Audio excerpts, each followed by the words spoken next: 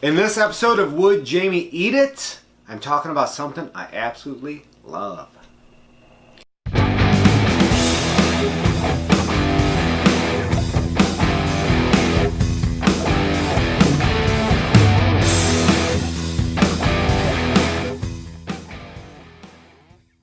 Welcome to episode 16, number 16. The big 16, sweet 16 of Would Jamie Eat It? And today Barkley allowed me to make my own submission. I did, and as you can see, we've got it lined up already. I love that it. submission is kombucha, and it's kind of ironic because this past week I was in Denver. I was at a vegan restaurant, and they actually had this kombucha, which I never really heard of, on tap. And it was recommended to me to try. I gave it a try. It tasted pretty good, actually. But I didn't know much about it. I came back here and talked to you, and you were all gloating about this kombucha stuff. And it was ironic because I'd just been to Denver to taste it and just heard about it myself. So a lot of hype, a lot of buzz about this kombucha. What's the deal? And I think for good reason. One, kombucha is fermented sweet tea.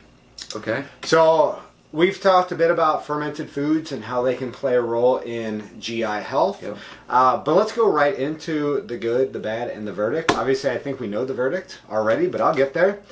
Kombucha contains, or this kombucha, and we're going to talk about the multi-green, GT's kombucha multi-green, because this is my favorite one.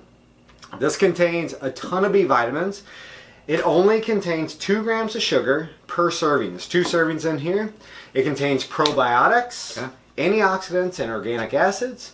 But the 3 things, the reason I choose the multi-green is because it contains blue-green algae, spirulina, and chlorella.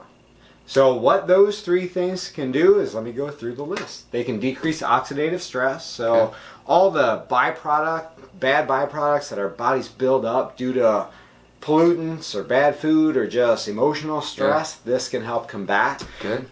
It can decrease blood pressure. It can decrease the risk of cancer. It can increase the immune system because, as we know, or as we may not know, 2/3 or a ton of our immune system begins in our GI. Sure. So if that's healthier, our whole bodies are going to be healthier. And also, bringing it home to you is it may help to eliminate candida, which, Barkley, you were kind of talking maybe, maybe not. Possibly. Yep. The bad is not about this, because this product I love, and I'm not going to talk bad about it.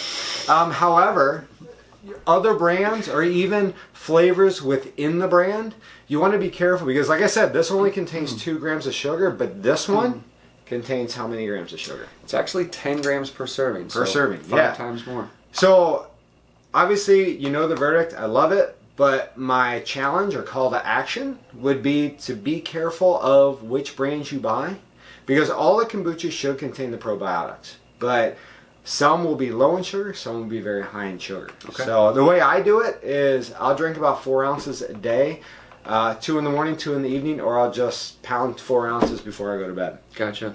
And I want to point out something that you didn't, is that on the label, this brand says that love is their #1 ingredient. That's odd, because when I'm looking at the ingredients, it's the last ingredient. It says, and 100% pure love. Well, a lot of love in these bottles. And I'd hug it. One question, though. Your trip in Colorado, smoke any weed? Roll a fatty? I did not roll a fatty. Good. But if I wanted to, it would have been very easy. It's very, obviously very That could be a accessible. new segment. Would Barkley smoke it? We'll do Would Jamie smoke it one of these days and let everybody know what the deal is on that. Thanks everybody for watching. Jamie's a big kombucha fan. Go give it a shot. See if you like it. Episode 16 in the books. Thanks for watching. Facebook.com/Would Jamie Eat It. And by all means, stop making nutrition so complicated. Yep. See you next episode. Out.